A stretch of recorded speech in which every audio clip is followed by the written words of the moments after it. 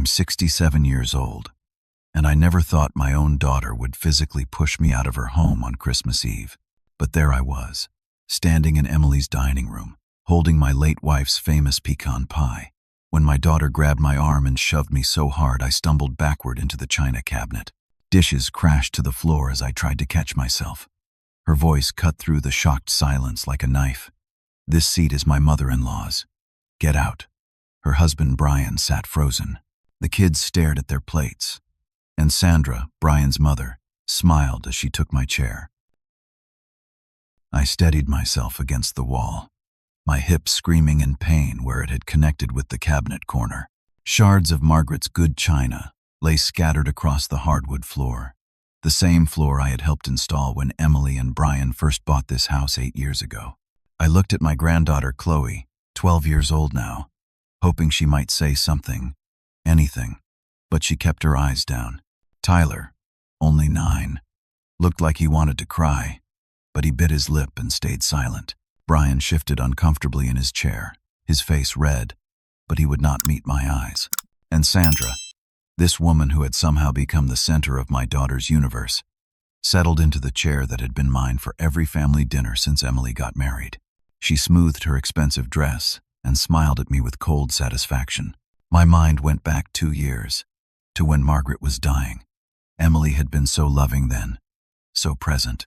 She held her mother's hand during the final days, cried with me at the funeral, helped me sort through Margaret's things. We had been close, father and daughter united in grief. But then, about 6 months after we buried Margaret, everything changed. It started innocently enough. Emily mentioned meeting Sandra at a charity luncheon at the country club. Sandra had lost her own husband 5 years earlier and seemed to take an immediate interest in Emily. Within weeks, they were having lunch together twice a week. Then it was spa days. Then shopping trips. Emily started posting photos on social media, always with Sandra, always at expensive restaurants or exclusive boutiques. I watched my daughter transform. The Emily who used to wear jeans and sweaters from department stores suddenly showed up to Sunday dinner in designer outfits. Her old reliable sedan disappeared, replaced by a brand new luxury SUV with leather seats and every bell and whistle imaginable. Their modest 3-bedroom house underwent a complete renovation. The kitchen got torn out and rebuilt with marble countertops and professional-grade appliances. The bathrooms were redone in Italian tile.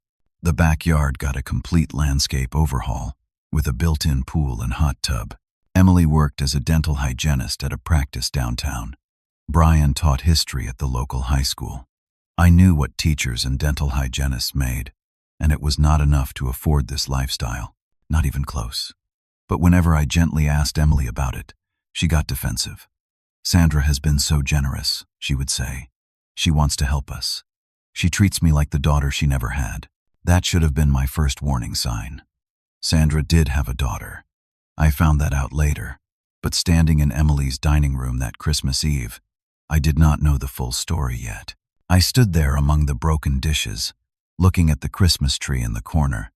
I had helped Emily pick out that tree when she was 7 years old. We had gone to a farm outside town, walking through rows of pine and spruce, until Emily found the perfect one. I had taught her to ride a bike in this very neighborhood, on these same streets. I had stayed up all night with her when she had pneumonia at age 10, holding cool cloths to her forehead and reading her favorite stories. I had worked double shifts at the factory, sometimes 70 hours a week, to pay for her college tuition when she decided to study dental hygiene. And now she was ordering me out of her house on Christmas Eve. I found my voice. "Emily, can I at least say goodbye to the kids?" She stepped between me and the dining table, blocking my path. Her eyes were hard, nothing like the soft brown eyes that used to light up when I walked into a room. "They're busy, Dad. Just go." I looked past her at Chloe and Tyler one more time. Chloe had tears in her eyes but would not look up. Tyler's chin trembled, but neither of them said a word. I turned toward the door, my hip still aching. As I reached for my coat, I heard Sandra's voice, low and smooth like honey. "Good job, sweetheart. Your father was taking up too much space in your life. Now you have room for people who actually matter." I froze. my hand on the coat rack. Emily's response made my blood turn cold. "You're right, Sandra. He's been holding me back from the life I deserve." I had raised this girl. I had bandaged her scraped knees, helped her with homework, walked her down the aisle at her wedding. Margaret and I had given her everything we had, and she thought I had been holding her back. I left without another word. What could I say? I got into my old pickup truck, the same Ford I had been driving for 15 years, and pulled out of the driveway. Through the front window, I could see them all sitting down to dinner. Sandra was laughing. Emily was smiling. The kids looked miserable. I drove across town to my small apartment, a 2-bedroom rental in an older building. I had sold the family house after Margaret died. It had been too big, too full of memories, and too expensive to maintain on my factory pension. Margaret and I had paid off the mortgage years ago, and the sale had given me enough money to live comfortably and put something away. But I chose to live simply, in a modest place that met my needs. That night, I sat in my small living room, looking at photos of Emily as a child. Christmas morning, gap-toothed smile, holding up a new bike. Her high school graduation, proud in her cap and gown. Her wedding day, beautiful in Margaret's altered wedding dress. Where had I lost her? When did Sandra's influence become stronger than a lifetime of love? I did not sleep that night. I sat in my recliner, the one Margaret had given me for my 60th birthday, and watched the clock tick toward Christmas morning. My hip throbbed where I had hit the cabinet. I would have a bruise there for weeks, but the physical pain was nothing compared to the ache in my chest. At 3 a.m, I made a decision. I got dressed, drove to the 24-hour bank branch across town, and used the ATM to access my account. Then I drove to the main branch and waited in the parking lot until it opened at 8 o'clock on Christmas morning. I woke up at 5 a.m. on Christmas Day in my recliner, stiff and sore. My phone was buzzing like an angry hornet. I picked it up and my heart nearly stopped. 47 missed calls, all from Emily. The calls had started at 3 a.m. and had not stopped. There were text messages too, dozens of them. "Dad, call me now. Dad, this is an emergency. Dad, answer your phone. Where are you? Pick up right now. I'm serious. Dad, call me back." My hands shook as I dialed her number. She answered before the first ring finished. "Dad, where have you been? I've been calling you for hours." Her voice was not apologetic or warm. It was frantic and angry. "Emily, it's 5 a.m. What's wrong? What's wrong? What's wrong?" She was screaming now, so loud I had to hold the phone away from my ear. "Dad, where is it? What did you do? This is theft. I'm calling the police right now. You stole from me." I had no idea what she was talking about. "Emily, calm down. What are you talking about?" "The trust fund," she shrieked. "Mom's trust fund. The bank says you closed it yesterday afternoon. That was my money. You had no right. You stole from me, and I'm going to have you arrested." And suddenly, everything made sense. The truth hit me like a freight train going full speed. Yes, I had closed the trust fund. Yesterday afternoon, after leaving Emily's house, I had gone to the bank, but I had not stolen anything. Not one penny. My voice was calm, much calmer than I felt. "Emily, that trust fund was never yours. Your mother set it up 30 years ago for the grandchildren's education. It had $240,000 in it. I was the trustee, which means I managed it according to your mother's wishes. That money belongs to me." Emily's voice cracked with desperation. "Mom would have wanted me to have it. I need it. Don't you understand? Sandra has been helping us, but we owe her so much money, Dad. She remodeled our kitchen. She bought me a car. She's paying for the kids' private school. She said the trust fund would cover everything we owe her. You have to give it back. You have to transfer it to me right now." My blood went cold. Everything crystallized in that moment. Sandra had not been generous. She had been calculating. She had spent 2 years setting a trap, and Emily had walked right into it. "How much do you owe, Sandra?" I asked quietly. Emily's voice dropped to almost a whisper. $190,000. She has contracts, Dad. Legal contracts. If we don't pay her back, she's going to sue us and take our house. We're going to lose everything. The trust fund was our only way out. I closed my eyes. Margaret's face flashed in my mind, her gentle smile, her trusting eyes. She had worked as a bookkeeper for 40 years, carefully saving money, investing wisely. She had set up that trust fund when Emily was born, adding to it every year. It was supposed to give Chloe and Tyler opportunities we never had. College education without debt, a foundation for their futures. And Sandra had researched my family, found out about that money, and spent 2 years manipulating Emily to get access to it. Emily, I said carefully, I closed the trust fund because I'm the trustee, and your mother made me promise the money would only be used for Chloe and Tyler's college education. Yesterday morning, I transferred every penny into 2 separate educational trusts, one for each grandchild. Those trusts are locked until they turn 18. Nobody can touch that money. Not you, not Brian, and definitely not Sandra. The sound that came through the phone was not quite human. It was a wail of pure despair.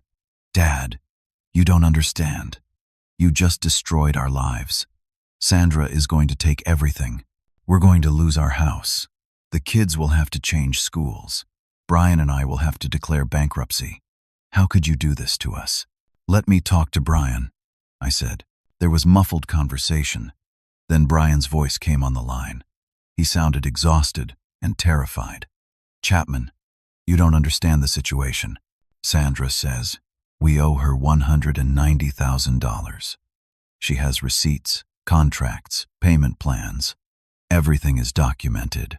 If we don't pay her back, she's going to sue us and take our house. We signed papers using the house as collateral. The trust fund was our only way out of this. What are we supposed to do now? Brian, I need you to send me copies of everything Sandra gave you. Every contract, every receipt, every email, every text message. Can you do that? Why?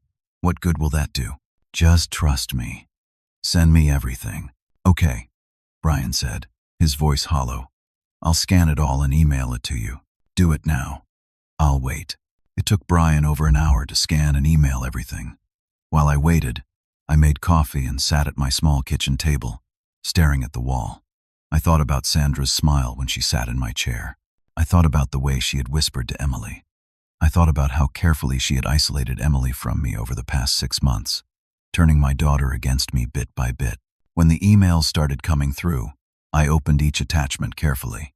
I had spent 40 years working in a factory, but before that, I had 2 years of community college studying business administration. I had to drop out when Margaret got pregnant with Emily, but I had learned enough to understand contracts and financial documents.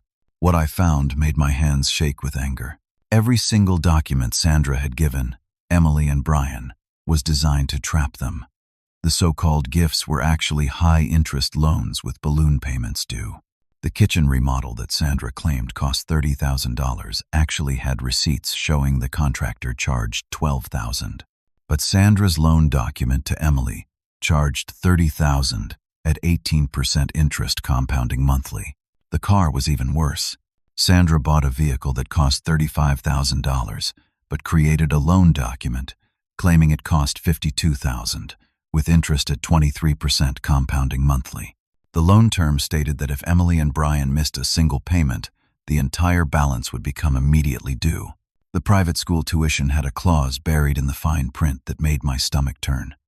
If the loan was not repaid within 2 years, ownership of Emily and Brian's house would transfer to Sandra as collateral.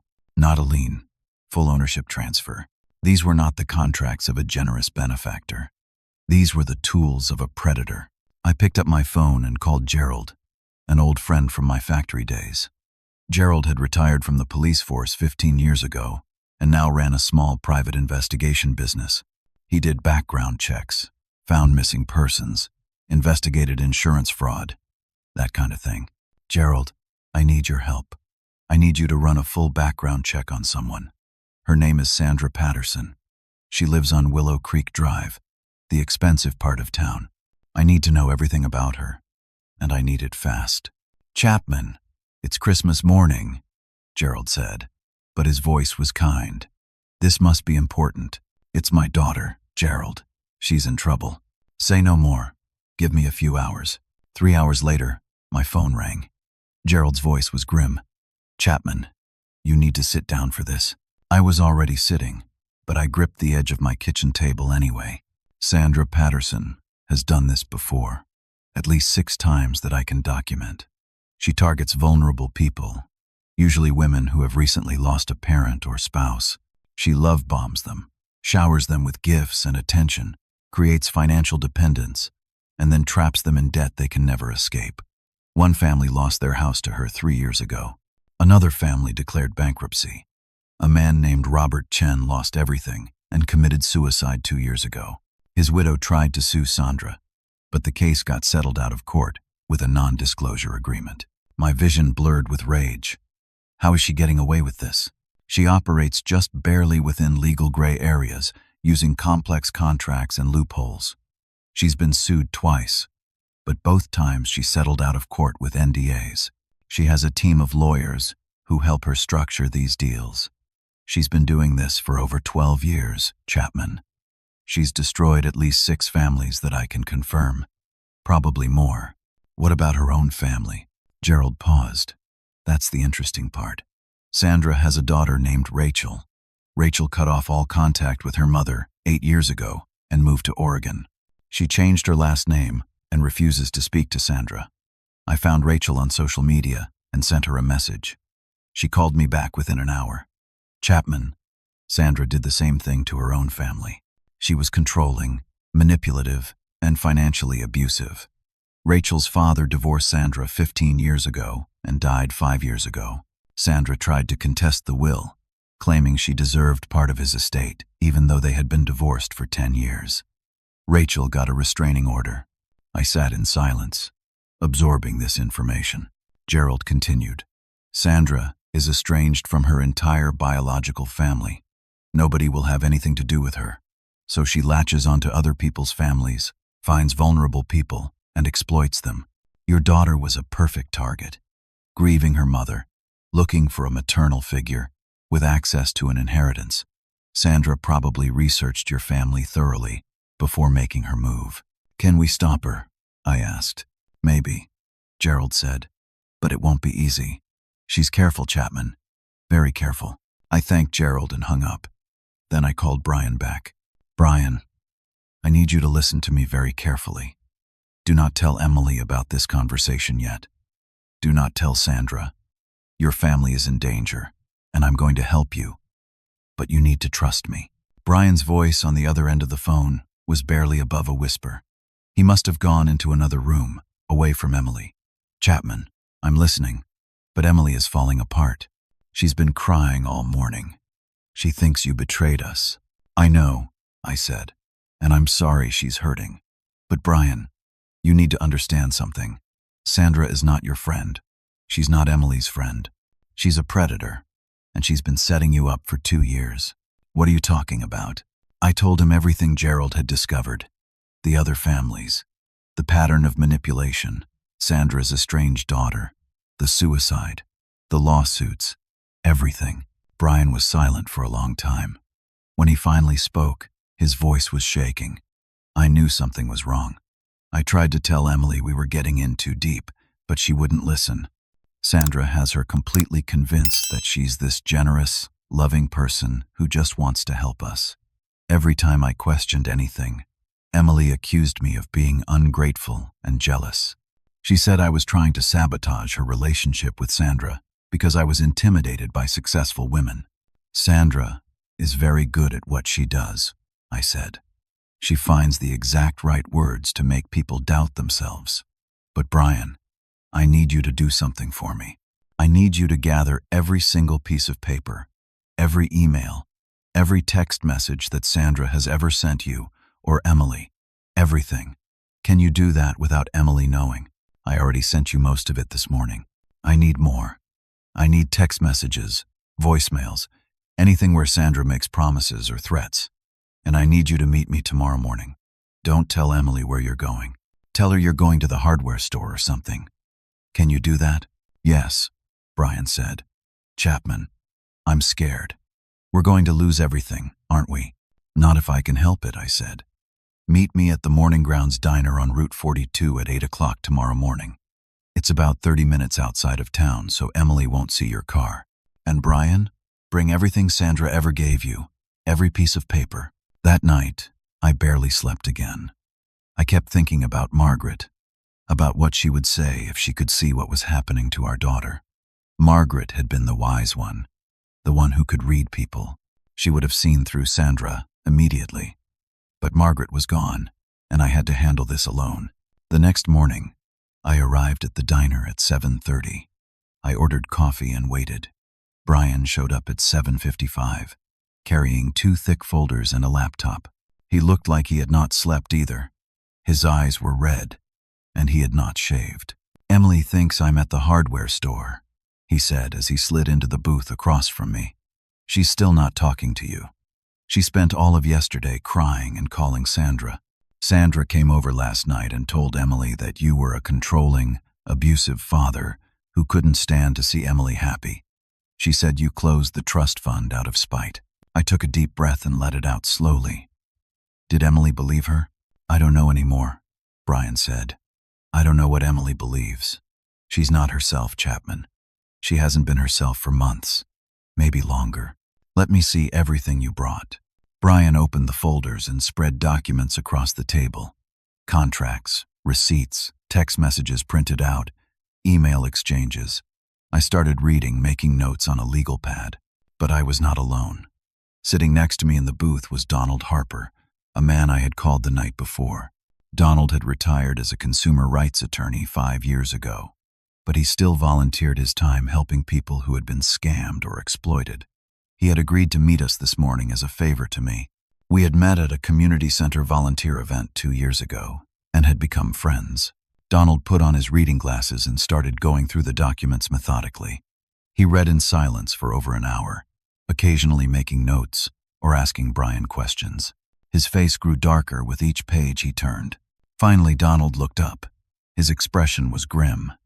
"This is illegal. Not borderline illegal. Fully, clearly, unambiguously illegal." Brian's eyes went wide. "What do you mean?" "Sandra is charging interest rates that violate federal lending laws. The Truth in Lending Act caps interest rates for personal loans, and she's exceeded those caps by a significant margin. She's also misrepresenting costs, which constitutes fraud. She claimed the kitchen remodel cost $30,000 when it actually cost $12,000. That's fraud. She claimed the car cost $52,000 when it cost $35,000. More fraud."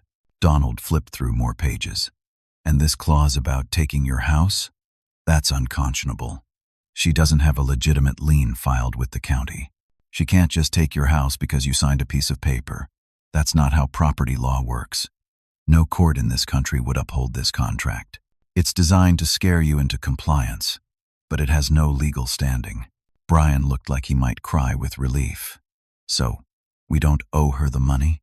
"Oh, it gets better," Donald said. "Sandra is not a licensed lender. In this state, if you're going to loan money with interest as a business practice, you need to be licensed and bonded through the State Banking Commission. Sandra is not licensed. That means every single loan she made to you is legally unenforceable. You don't owe her a penny.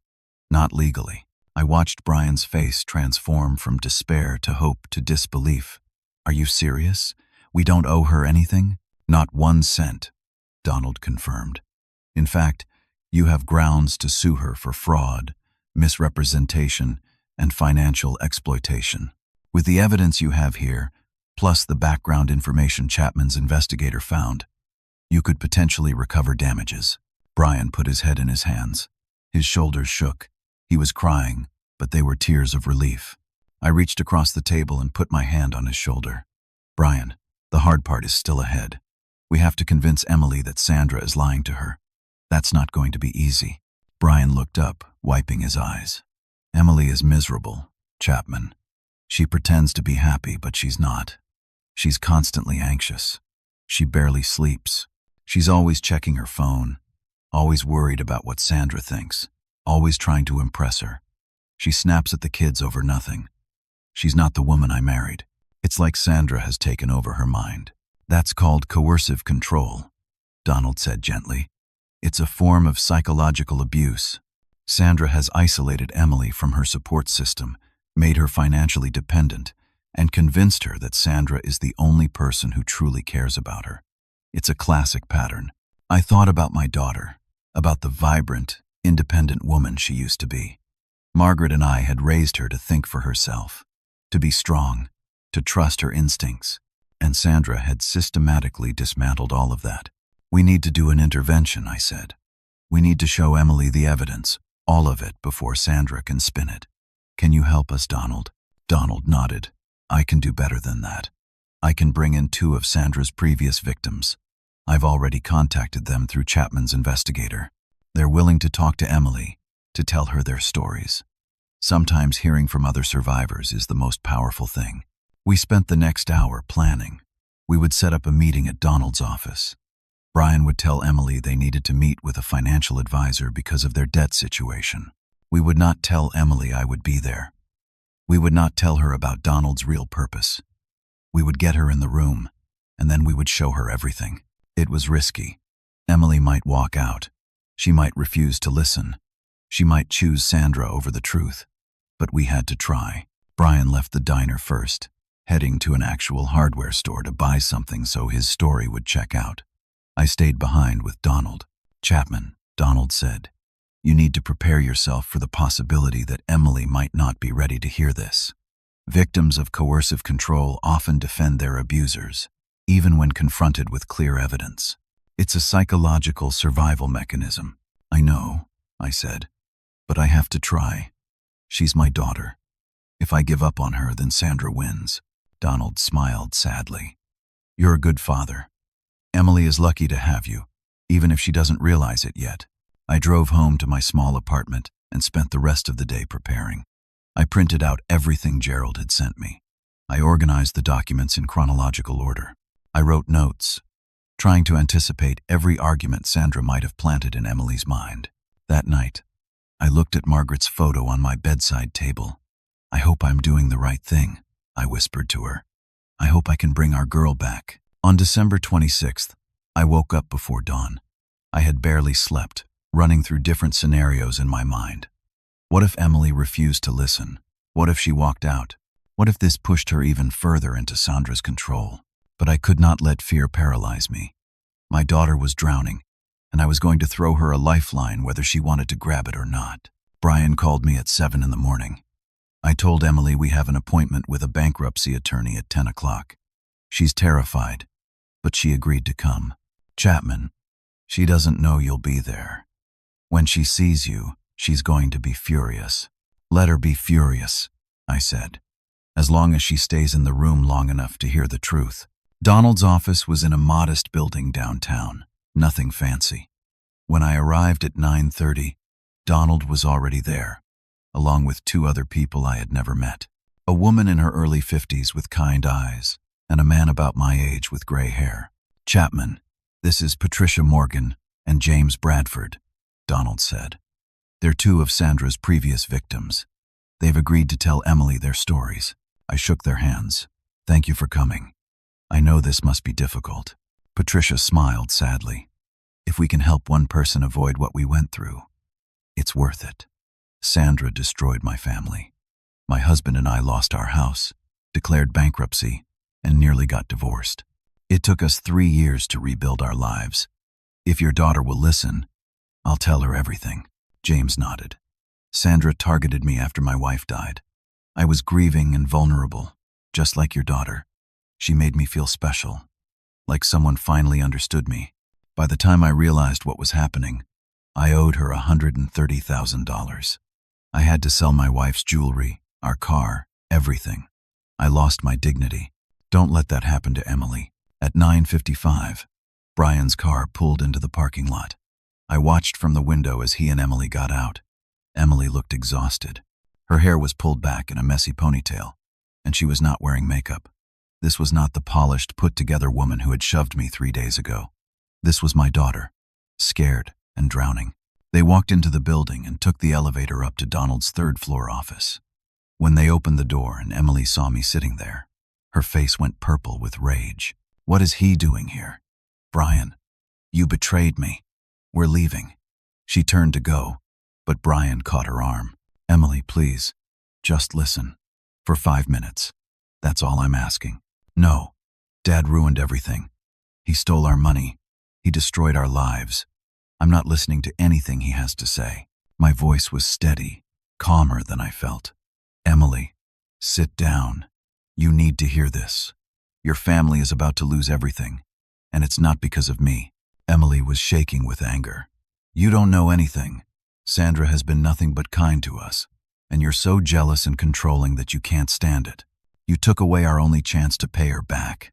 You're a selfish, bitter old man who can't stand to see me happy." Each word was a knife in my chest, but I did not react. I had expected this. Sandra had prepared Emily well. Donald stood up, his voice calm and professional. "Mrs. Emily, my name is Donald Harper, and I'm a consumer rights attorney. I've reviewed every document Sandra Patterson gave you and your husband. I need to inform you that you've been the victim of predatory lending, fraud, and financial exploitation." Emily stopped mid-rant. "What are you talking about?" Donald gestured to the chair. "Please, sit down. Let me show you something." Something in Donald's tone must have gotten through to her, because Emily slowly sank into a chair. Brian sat next to her, taking her hand. She pulled away from him. Donald opened a folder and started laying out documents on the conference table. "This is the contract Sandra gave you for the kitchen remodel. She claimed it cost $30,000. This is the actual invoice from the contractor. It cost $12,000. She overcharged you by $18,000. That's fraud." Emily's face went pale. "No, there must be a mistake. Maybe there were other costs."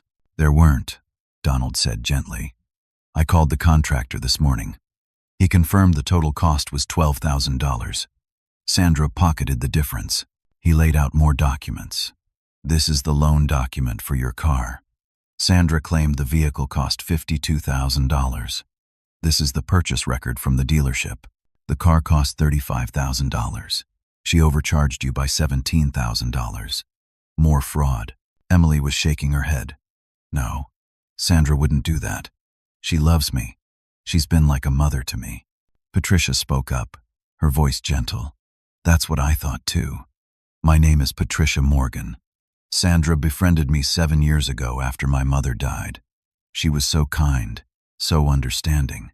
She loaned me money for my mother's funeral, for home repairs, for my daughter's wedding. I thought she was an angel. By the time I realized what was happening, I owed her $160,000, and she was trying to take my house." Emily looked at Patricia, confusion and fear warring on her face. "Who are you? Why are you here?" James spoke next. "My name is James Bradford. Sandra targeted me 5 years ago, after my wife died of cancer. She made me feel alive again, like someone cared. She loaned me money, helped me with expenses, became my closest friend. When I couldn't pay her back, she sued me. I lost everything: my house, my savings, my wife's jewelry that had been in her family for generations. I almost killed myself. My son found me in the garage with the car running. Sandra did that to me, and she's doing it to you." Emily's face crumpled. Tears started streaming down her cheeks. "I don't understand. Sandra cares about me. She said Dad was toxic, that he was holding me back, that I deserved better." Donald pulled out another folder. "This is a background investigation on Sandra Patterson. She's done this to at least 6 families that we can document. She targets vulnerable people, usually those who are grieving. She love bombs them, creates financial dependence, and then traps them in debt. One man committed suicide because of her. His name was Robert Chen." "That's a lie," Emily whispered, but her voice had no conviction. "It's not," Donald said. He showed her newspaper articles, court records, police reports. Sandra has been sued twice. Both cases settled out of court with non-disclosure agreements. She has a pattern, Emily, and you fit that pattern perfectly." Emily was crying openly now, but she was so nice to me. After Mom died, I felt so lost. Sandra was there. She made me feel special. She made me feel like I mattered. My voice was gentle. "Emily, you've always mattered. You mattered to your mother. You matter to me. You matter to Brian and Chloe and Tyler. Sandra didn't make you special. She made you dependent. But I owe her so much money, Emily sobbed. If I don't pay her back, she'll take our house. She has contracts. Legal contracts. Donald shook his head. No, she doesn't. Those contracts are illegal and unenforceable. Sandra is charging interest rates that violate federal law. She's not a licensed lender, which means every loan she made to you is void.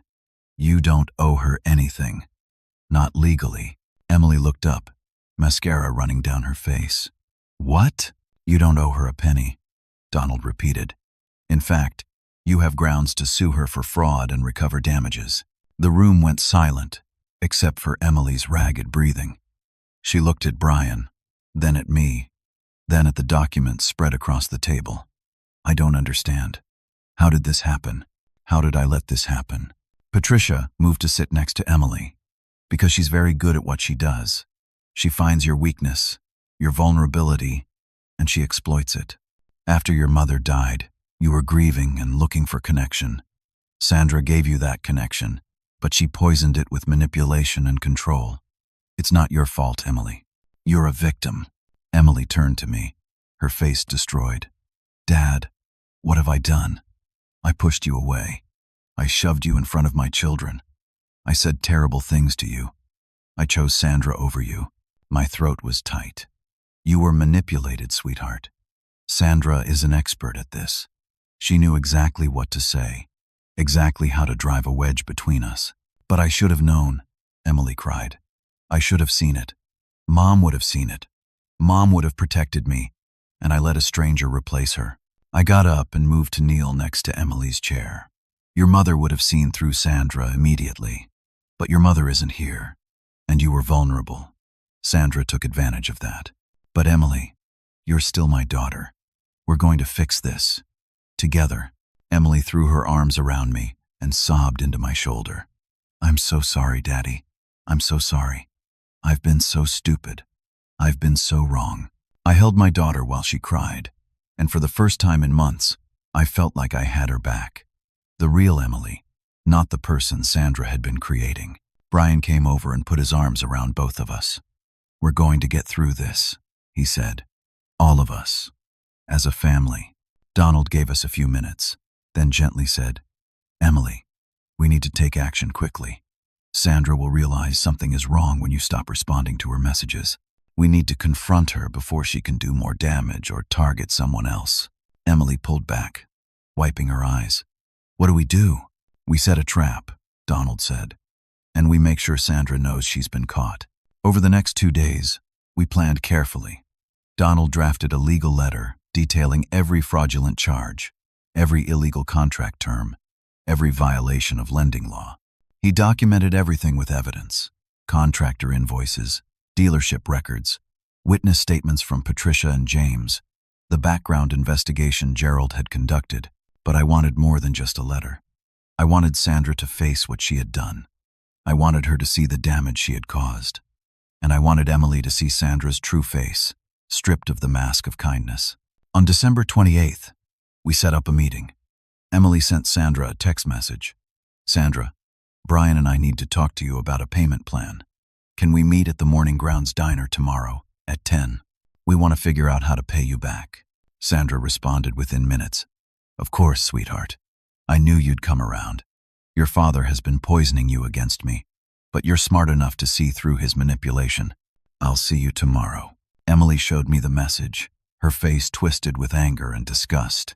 She really thinks I'm stupid, doesn't she? She thinks you're vulnerable, I said. There's a difference, but you're not vulnerable anymore. Now you're informed. The next morning, we all arrived at the diner early. Emily and Brian sat in a booth near the back. I sat in the booth directly behind them, out of sight. Donald sat at the counter. Patricia and James sat at a table near the window. Gerald, my investigator friend, sat near the door. We were all there, waiting. Sandra arrived exactly at 10 o'clock, dressed in an expensive pantsuit, carrying a designer handbag. She spotted Emily and Brian and walked over with a confident smile. But when she reached the booth, her smile faltered. Because Emily was not alone. Sitting across from Emily and Brian were Donald, Patricia, and James, and I stood up from the booth behind them. Sandra's face went from confident to confused, to pale in the space of 3 seconds. She tried to turn around, but Gerald was blocking the door. "Sit down, Sandra," Donald said. His voice was calm but carried authority. "You have 2 options. Option 1, we file criminal charges for fraud, predatory lending, and financial exploitation. We already have statements from multiple victims, documented evidence, and a prosecutor who is very interested in your activities. You'll likely face jail time and financial ruin. Option 2, you sit down right now, and we discuss a settlement." Sandra's hands were shaking. She tried to compose herself. "I don't know what you're talking about. Emily and Brian owe me money. I have contracts."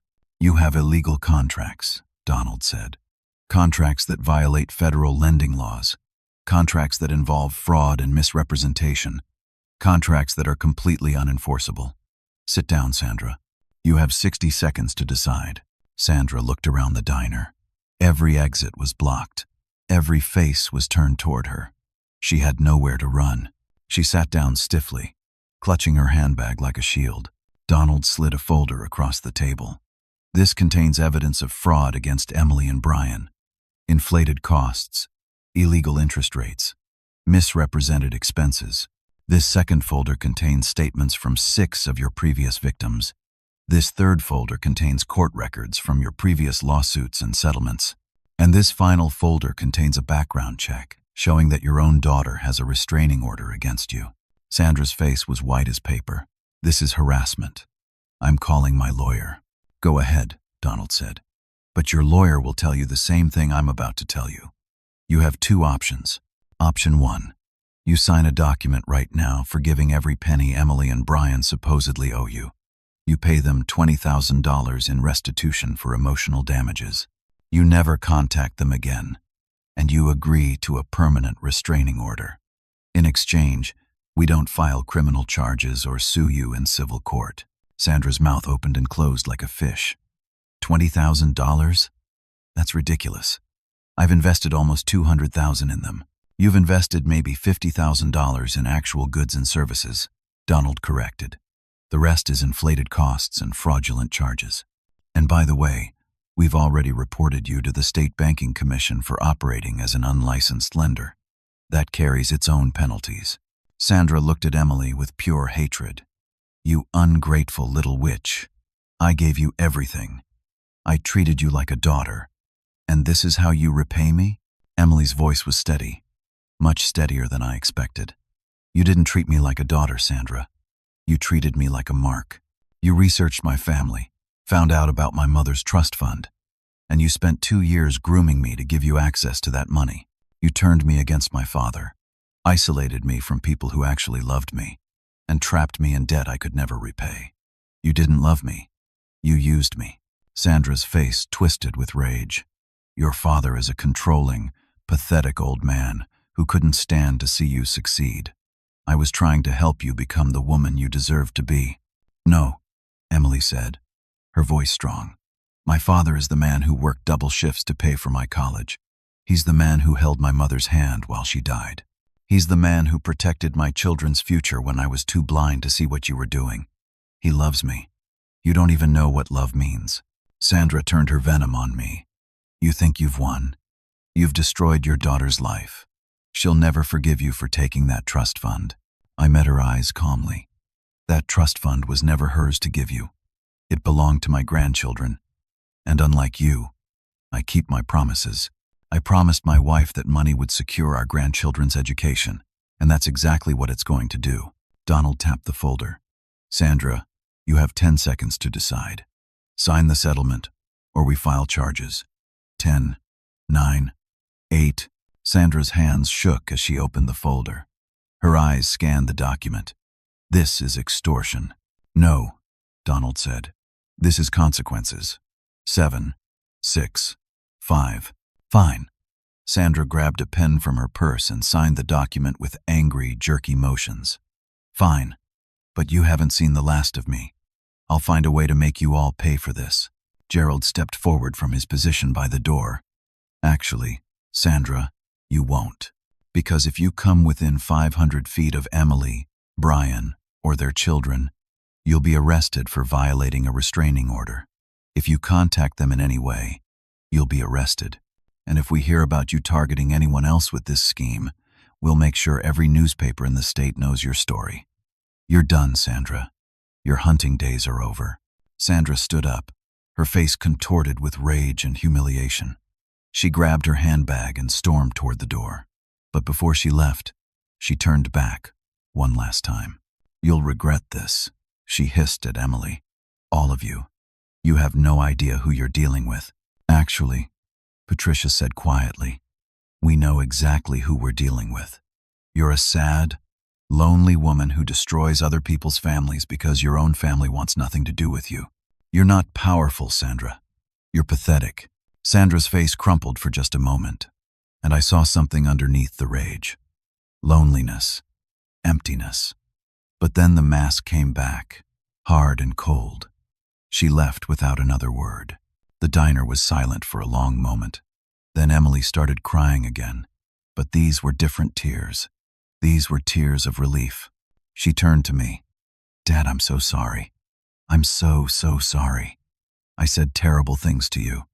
I pushed you away. I chose a stranger over you. How can you ever forgive me? I pulled my daughter into my arms. Emily, there's nothing to forgive. You were manipulated by an expert, but you found your way back. That's what matters. Brian put his arms around both of us. Thank you, Chapman. You saved us. You saved our family. Over the next week, we worked through everything together. Donald helped Emily and Brian sort out their finances. They sold the luxury SUV and bought a reliable used car for a quarter of the price. They withdrew Chloe and Tyler from private school and re-enrolled them in the excellent public school in their district. They returned to living within their means, cutting out the expensive restaurants and shopping trips. But more importantly, Emily started therapy. She needed to understand how she had become vulnerable to Sandra's manipulation, how she had let a stranger replace the people who truly loved her. Her therapist explained that grief can make us desperate for connection, and that predators like Sandra are skilled at identifying and exploiting that desperation. Emily also had long, painful conversations with Chloe and Tyler. She apologized to them for letting them witness her shoving me, for putting them in private school to impress Sandra instead of asking what they wanted, for being distracted and anxious for months. The kids forgave her, but it would take time to rebuild that trust. One evening, about 2 weeks after the confrontation with Sandra, Emily came to my apartment. She brought a box of Margaret's old things that she had kept in storage. Dad, she said, I need to talk to you about Mom. We sat on my small couch, the box between us. Emily pulled out one of Margaret's favorite scarves, holding it to her face and breathing in the faint scent that still lingered. After Mom died, I felt like I lost my anchor, Emily said. Mom was the person I called when I had a problem. She was the one who gave me advice, who understood me. When she was gone, I felt like I was floating, like I had no direction. And then Sandra showed up, and she seemed so wise, so put together. I thought she could be what Mom had been. I took Emily's hand. Nobody could replace your mother, and Sandra never tried to be your mother. She tried to be your owner. I know that now, Emily said. But Dad, I need you to understand something. I didn't just push you away because of Sandra. Part of me was angry at you. I was surprised. Angry at me? Why? Emily's eyes filled with tears. Because you reminded me of Mom. Every time I saw you, I thought about her. It hurt so much to be around you. You and Mom were a team for 45 years. When I looked at you, I saw her absence. So I let Sandra drive a wedge between us, because part of me wanted that wedge. I wanted to stop hurting, and pushing you away made the hurt less immediate. I understood then. Grief does strange things to people. It makes us push away the very people who can help us, because their presence reminds us of what we've lost. Emily, I miss your mother every single day, I said. She was my best friend, my partner, the love of my life. Being without her is the hardest thing I've ever done. But pushing away the people who loved her doesn't make the pain less. It just makes it more lonely. Emily nodded. I'm learning that. In therapy, I'm learning that grief doesn't go away, but it changes. It becomes something you carry with you instead of something that buries you. And I'm learning that the people who knew and loved Mom are precious because we can remember her together. We spent the next hour looking through the box, sharing memories of Margaret. We laughed and cried, and it felt healing in a way I had not experienced since the funeral. As Emily was leaving, she turned to me. "Dad, I have a question to ask you, and you can say no." "What is it?" Brian and I were talking. "Our house has 4 bedrooms. We've been using one as a guest room that nobody ever uses. Would you consider moving in with us? The kids want their grandpa around. I want my dad back. And honestly, I think we need each other." I was stunned. "Emily, are you sure? I don't want to impose." "You're not imposing," Emily said. "You're family, and family takes care of each other. That's something I forgot, and I'm not going to forget it again." The formal legal process against Sandra took several weeks, but Donald moved quickly. He filed complaints with the State Banking Commission, reported her to the Federal Trade Commission for fraud, and prepared civil lawsuits on behalf of multiple victims. Sandra tried to fight back. She hired expensive lawyers who sent threatening letters. She tried to claim that all her dealings with Emily and Brian were legitimate loans between friends. She even tried to paint herself as the victim, claiming that Emily and Brian were ungrateful con artists who were trying to get out of paying their debts. But the evidence was overwhelming. The inflated costs, the illegal interest rates, the lack of lending license, the testimonies from multiple victims, and the pattern of behavior going back over a decade all painted a clear picture of deliberate, systematic fraud. The State Banking Commission launched a formal investigation. The local newspaper got wind of the story and ran a front-page article, "Local Woman Accused of Predatory Lending Scheme." The article detailed Sandra's history, including interviews with Patricia and James. Within days, 3 more victims came forward, people who had been too ashamed or scared to speak up before. Sandra's reputation in the community was destroyed. The country club revoked her membership. Her neighbors stopped speaking to her. She was forced to sell her expensive house and move out of state. But before she left, there was one final confrontation. It was a cold day in late January when Sandra showed up at Emily's house. She rang the doorbell repeatedly, pounding on the door. Emily called me immediately, and I drove over with Brian. When we arrived, Sandra was standing on the front porch, her car running in the driveway. "I need to talk to you," Sandra said to Emily. Her voice was different now, stripped of the smooth confidence. She sounded desperate. "You're violating the restraining order," Emily said through the closed door. "Leave now, or I'm calling the police." "Please," Sandra said. "I just need 5 minutes. I need you to understand." Against my better judgment, I opened the door, but I stood between Sandra and Emily. "You have 2 minutes. Say what you need to say, and then leave." Sandra looked at Emily, her eyes red and puffy. "I never meant to hurt you. I know you don't believe that, but it's true. I saw you at that charity luncheon, and you reminded me of my daughter when she was your age. Beautiful, kind, full of potential. I just wanted to help you. I wanted to be part of your life." "By trapping me in debt," Emily said. "By turning me against my father? By trying to steal my children's education fund? That's not help, Sandra. That's destruction." "I gave you a better life," Sandra insisted. "I gave you nice things, experiences you could never afford on your own. I introduced you to important people. I made you matter." "I already mattered," Emily said quietly. "I mattered to my husband. I mattered to my children. I mattered to my father. You didn't make me matter. You tried to make me dependent." Sandra's face twisted. "Your father turned you against me. He poisoned you. We could have had something beautiful, a real relationship, but he destroyed it." "No," I said firmly. "You destroyed it the moment you decided to research my family's finances and target my daughter. You destroyed it when you started manipulating her grief to create financial dependence. You destroyed it when you tried to take money that belonged to my grandchildren. You did this, Sandra, nobody else." Sandra looked between us, and for a moment, I saw something break in her eyes. "I'm alone," she whispered. "My daughter won't speak to me. My ex-husband is dead. I have no family. Emily was going to be my family. Patricia's words echoed in my mind. You're not powerful, Sandra. You're pathetic. Standing there, looking at this woman who had caused so much damage, I felt something unexpected. Pity. Not enough to forgive her, but enough to understand that she was trapped in a cycle of her own making. She destroyed relationships because she did not know how to build real ones. She manipulated people because she did not know how to earn genuine love. Sandra, I said, if you're alone, it's because of your choices.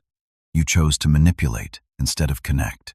You chose to exploit instead of give. You chose to trap people instead of freeing them. That's on you. Not on your daughter, not on Emily, not on anyone else. You. Sandra stood there for a long moment, tears streaming down her face. Then, without another word, she turned and walked to her car. We watched as she drove away, and I knew we would never see her again. Emily leaned against me, exhausted. Is it really over? It's really over, I said. Over the next few weeks, the legal process concluded. Sandra agreed to a settlement that required her to pay restitution to all her victims, including Emily and Brian. She was banned from operating any kind of lending business in the state. The criminal charges were dropped in exchange for her cooperation and agreement to seek therapy for what the prosecutor called compulsive financial exploitation disorder.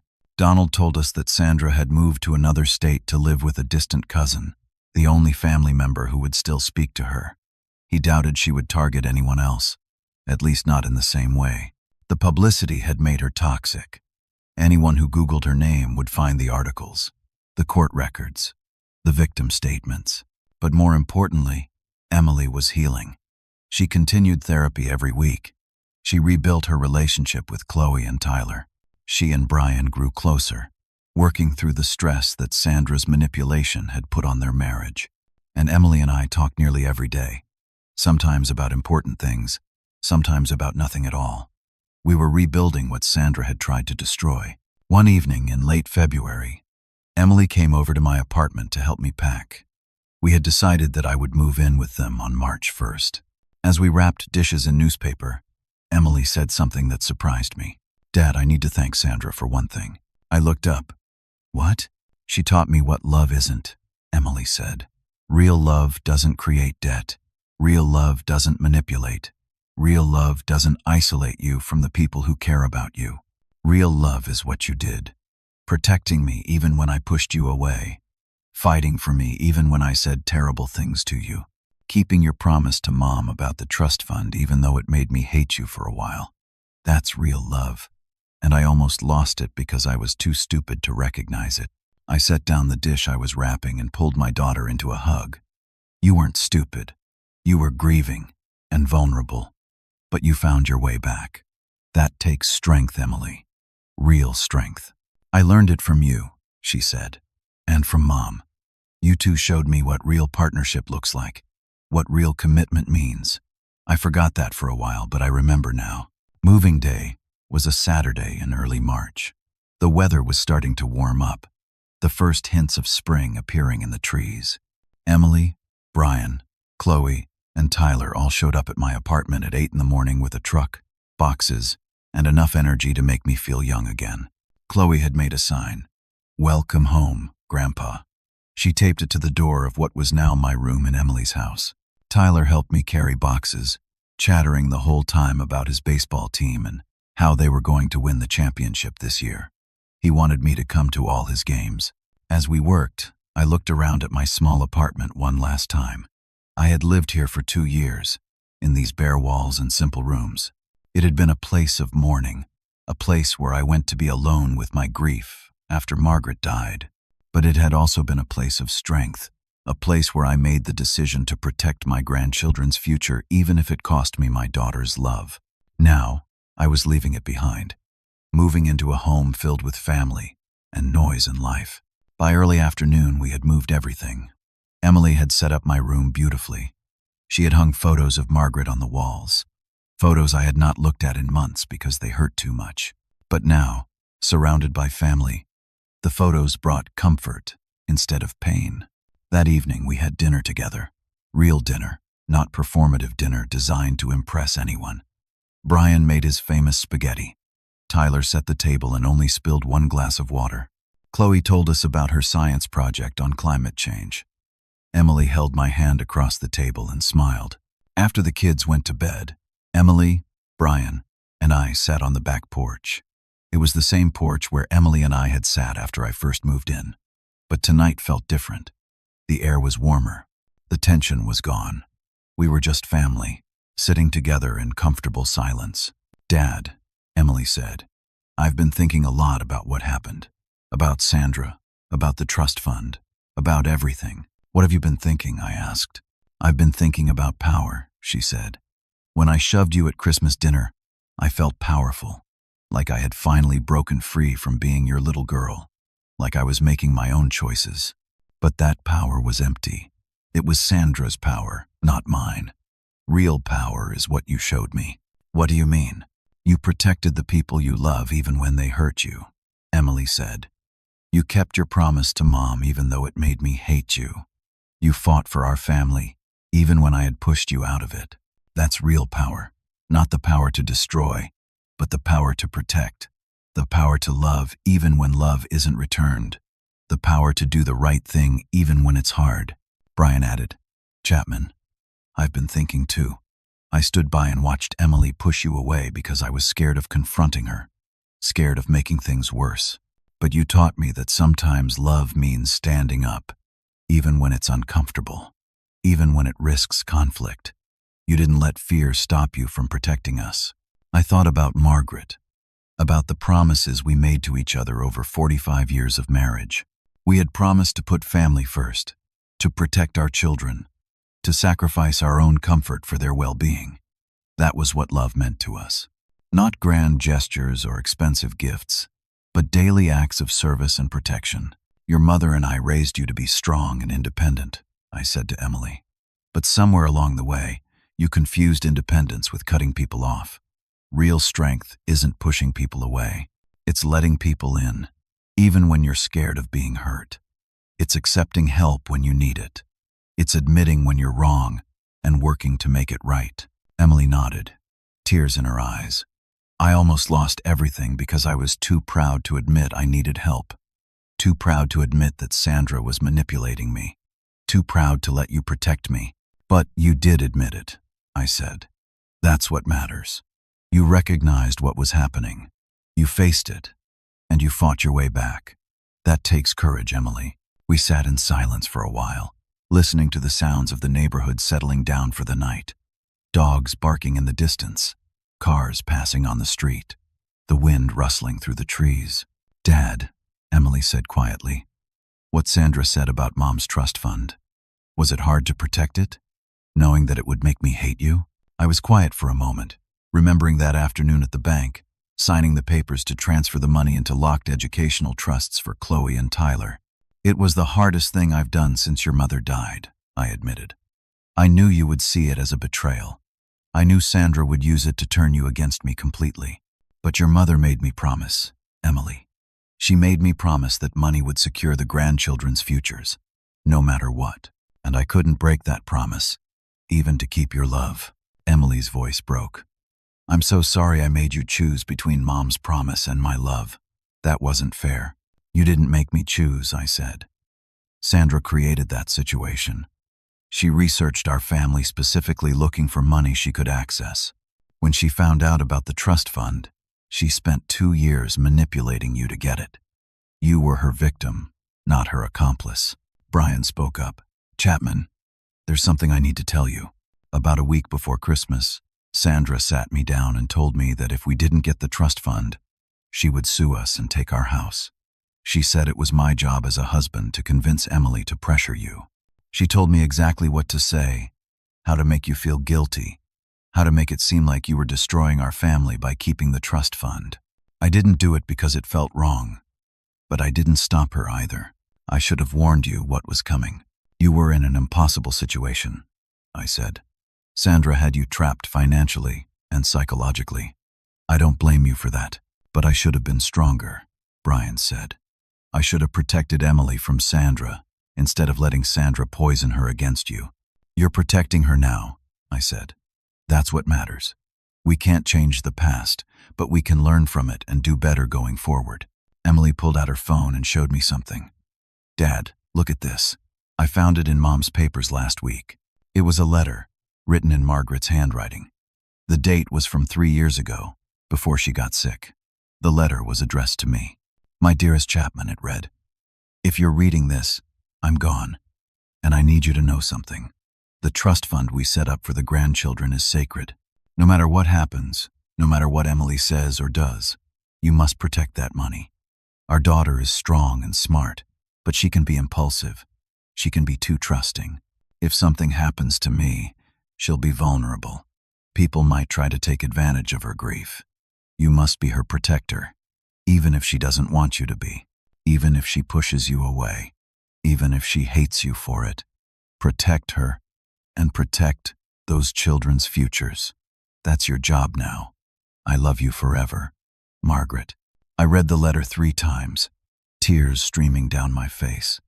Margaret had known. Somehow, she had known that Emily would need protection, that someone might try to exploit her grief. She had trusted me to be strong enough to keep my promise, even when it cost me everything. "Mom knew," Emily whispered. "She knew I would need someone to protect me from myself. She trusted you to do it, and you did. Even when it destroyed our relationship, you kept your promise to her." I folded the letter carefully and put it in my pocket. "Your mother was the wisest person I ever knew. She understood people in a way I never could. She knew that grief makes us vulnerable, that loss makes us desperate for connection. She wanted to make sure you had a safety net, even if you didn't know you needed it." We sat together until late that night, talking about Margaret, about Sandra, about the past few months and the future ahead. We talked about Chloe and Tyler, about how the trust fund would give them opportunities we never had. College without debt. The ability to chase their dreams without being crushed by financial pressure. A foundation to build their lives on. As I finally headed to bed in my new room, I looked at the photos of Margaret on the wall. In one, she was laughing, her head thrown back in pure joy. In another, she was holding baby Emily, her face soft with love. In a third, she was standing with me on our 40th anniversary, her hand in mine, her eyes still shining after 4 decades together. "I kept my promise," I whispered to her photo. "It almost cost me Emily, but I kept my promise, and she came back. Our girl came back." I thought about everything we had been through.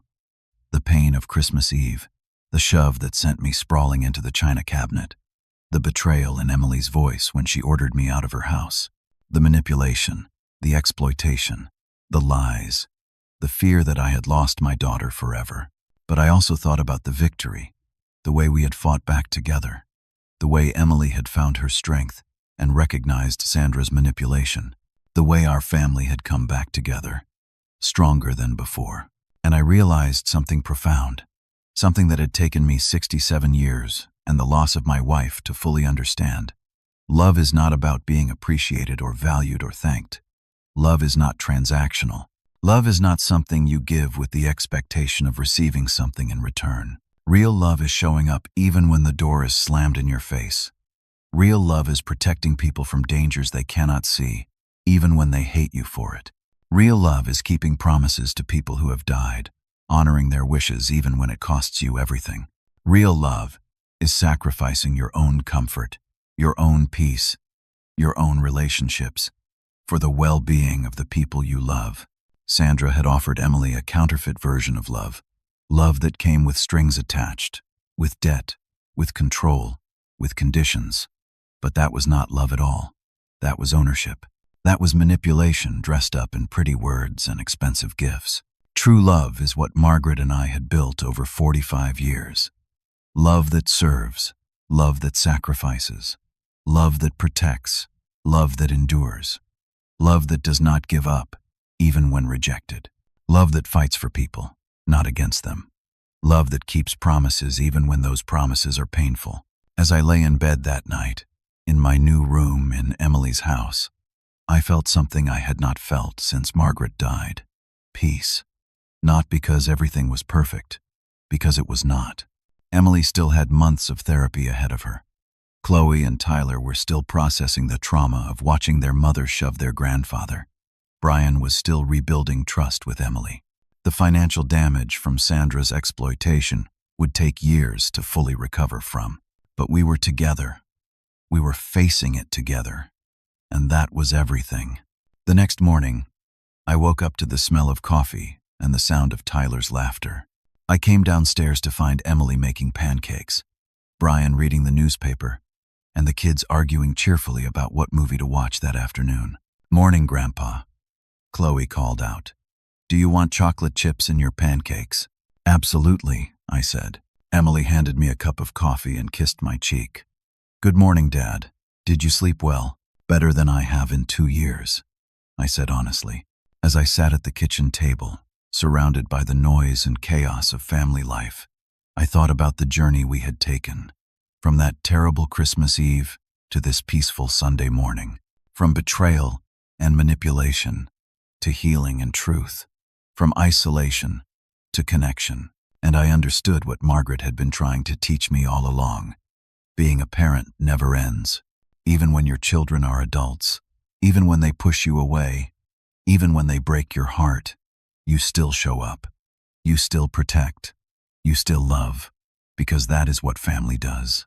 That is what real love means. The trust fund was safe, locked away for Chloe and Tyler's futures. Emily was healing, growing stronger every day. Our family was whole again, scarred but unbroken, and Margaret's promise was kept. That evening, after dinner, Emily asked me to sit with her on the back porch again. The sun was setting, painting the sky in shades of orange and pink. "Dad," she said, "I want you to know something. What you did, protecting that trust fund, keeping Mom's promise even when it cost you our relationship, that's the greatest act of love anyone has ever shown me. Sandra offered me expensive things and empty flattery. You offered me something much harder, boundaries that kept me safe, even when I did not want them. Truth, even when I did not want to hear it. Protection, even when I pushed you away." She took my hand. "That's the kind of parent I want to be for Chloe and Tyler. Not the kind who buys their love or lets them make destructive choices because I'm afraid of conflict, but the kind who loves them enough to protect them, even from themselves, even when it's hard, even when they hate me for it." "You're already that kind of parent," I said. "You're learning, you're growing, and you're making better choices. That's all any of us can do." We sat together as the sun disappeared below the horizon, and I felt Margaret's presence so strongly it almost took my breath away. She was there in the cooling evening air, in Emily's hand in mine, in the sound of the kids playing inside the house. She was there in the promise kept, the family restored, the love that had endured every test. And I knew that wherever Margaret was, she was proud of us. Proud that we had fought for each other. Proud that we had chosen truth over comfortable lies. Proud that we had protected what mattered most.